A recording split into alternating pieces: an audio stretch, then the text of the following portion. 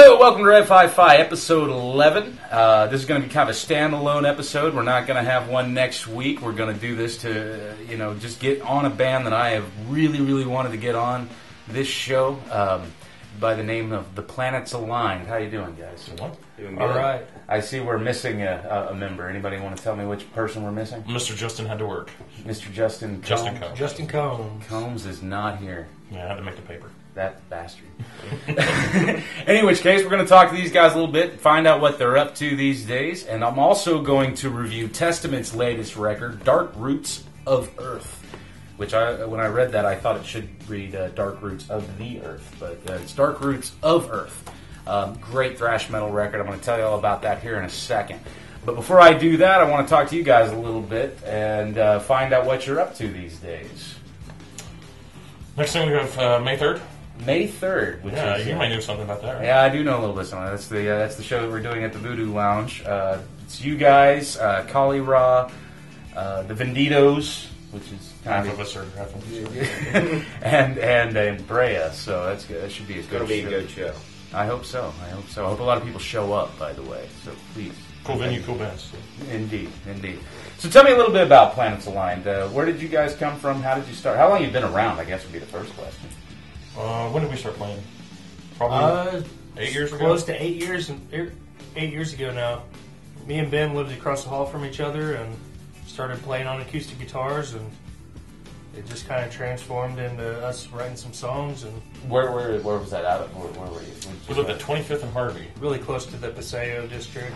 Let me ask you this: since we're talking about this, and you do a very good acoustic set, and you also do an incredibly live electric set. To me, knowing what I know about you guys, that's way out there. So I think what people really kind of need to know is if you could describe the type of music that Planets Aligned do, and kind of give them an idea of how you can transition between those two types of sets. Well, 75% instrumental, I would think. Probably 60-40 maybe. Okay. Instrumental to with vocals. So just standalone, the guitars are you don't even need vocals in a lot of spots because it is so instrument driven, and a lot of times we like to think it's almost like a string quartet, but with electric instruments and with a drummer kind of thing. Okay, so if you were to say you sounded like one certain band or style, what would that kind of be? Heavy classical music with electric guitars. I would think. Heavy classical music. And I think that's what we've tried to go for is letting the music stand and be a piece of art as its own and stand alone the bike. Okay. Yeah, in saying that, it's not real verse, chorus, verse songs. No. I mean, they just keep progressing. In fact, even if a part's the same, there's almost always something that changes in it. Even if we come back and reflect on the same part again, there's almost always something thrown over it different, or we look at it in a different way. So the songs are very progressive. I mean, yeah, you said the word that I like the most. Yeah. You can't get away from it. Yeah. Which do you consider yourself a progressive rock act? You have to, yeah. Yeah. Okay, well, that being said, what progressive rock acts inspired you to write this type of music? Rich is a Rush fan. I'm a Yes fan. Those older 70s bands were all Floyd fans, things like that. Yeah, Pink Floyd has always I'd say, too, taken a big influence before in my play. I started playing with these guys, I mean, I didn't know who ISIS and Pelican, I mean, I never personally listened to that, but since playing with them, they've been like, hey, check this out, and that's, in a lot of ways, that's very reflective of some of the stuff we're trying to do. Yeah. Red Sparrows, Russian Circles. Yeah. Me and Ben listened to Mastodon quite a bit. High on Fire. Acoustics a lot. High on Fire. High on Fire. Not a huge fan of High on Fire, but I do dig them. But Mastodon, I can definitely see that influence. Yeah, that was when we first started. That was one thing that we were heavy into. What's your favorite Mastodon? Leviathan's my favorite. I completely agree with you on that one.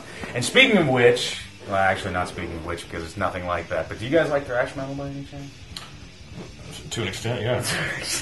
I can get into it. My first rock and roll tape was Anthrax. So, right, well, there you go. That's like in my opinion, one of the best thrash metal. When I was learning guitar when I was 12 and 13, I was figuring out Metallica solos. That's which I could actually play better then than I can now. I broke all four of my fingers. You broke all four of your fingers? Yeah.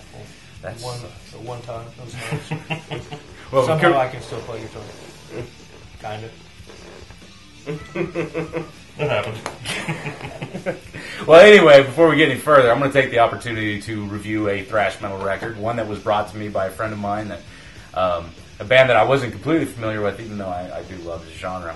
But Testament, probably, we got a lot of other thrash bands out there. Like I think one of the more popular ones right now is Municipal Waste, which is pretty cool. I dig on that. But these guys are, in my opinion, the old school fashion thrash metal, and this is their newest album released last year.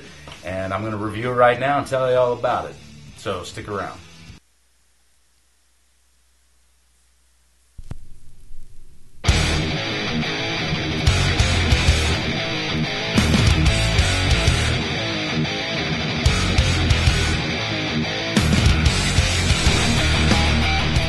Like most metalheads my age, I discovered that thrash was the very first subgenre of metal that made me want to listen to nothing but insanely loud and obnoxiously heavy rock and roll. I was a Boy Scout summer camp in 1988 when me and two other kids huddled around a crappy tape deck in a small tent, learning how to bang our heads to Metallica's Ride the Lightning. After that, I kept my neck muscles in shape with the likes of Megadeth and Slayer. But one band from the genre got past me. Cut to the August of 2008 at the Metal Masters Tour, headlined by Motorhead and Judas Priest.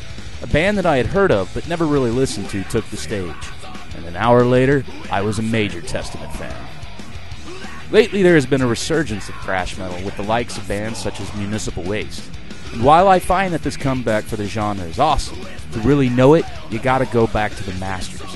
Testament is royalty right alongside the mighty Metallica, Slayer, Anthrax, etc., etc. And their latest effort, Dark Roots of Earth, is no exception. The record takes off like a nuclear bomb with Rise Up, a fist-pumping anthem that dares you not to break stuff.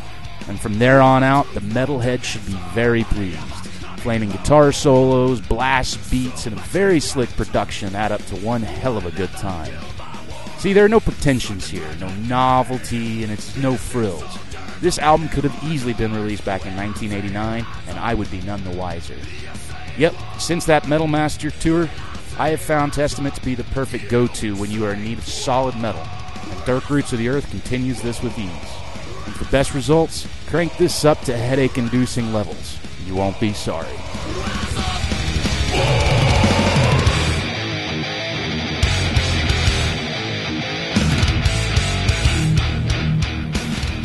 Okay, so of course, like a guy who doesn't really plan these things ahead, I completely forgot to introduce you guys before we got started. You guys want to tell me your names and what instruments that you're playing, Ben? Or Chris? I'm Chris Sanders, and I play the drums. Benjamin Miller, play guitar. Richie Zinner, I also play guitar. Who sings? Richie and I sing most. And you have and Combs plays. I'm Justin, I play the bass. Shut up! Justin plays bass and sings on the Justin Combs on the bass. Right on, very good. All right, so we got the show with all the other incredibly diverse genres on May 3rd. You guys got any other shows coming up that we need to know about? June 25th in Tulsa. Yeah, it's at the Sound Pony. We're playing with Home by Hovercraft and the Capsules from Dallas. Right. Have you heard? Can you tell us anything about those other bands? They are a little bit more on the electronic edge. What I've heard of them, a little bit more kind of spacey pop. The Capsules told me that they are spacey pop shoegaze. The shoegazers, like yeah, what us normal people call post punk or yeah, goth rock or whatever. And I've went and listened to it. They're a three-piece, girl up front playing guitar and singing, and bass and drums.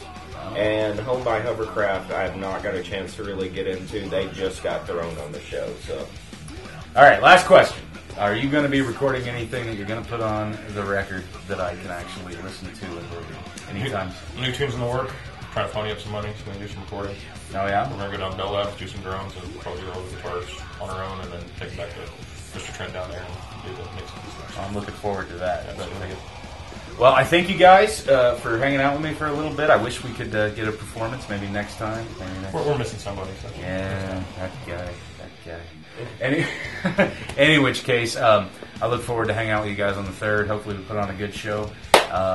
Other than that, that's about it for today. So thanks for watching. Tune in whenever I post another video, and we'll see you later. Thanks a lot. Where do you put these at? I'll get this in. See if we're about ready to roll. I'm just going to record them doing this for a minute.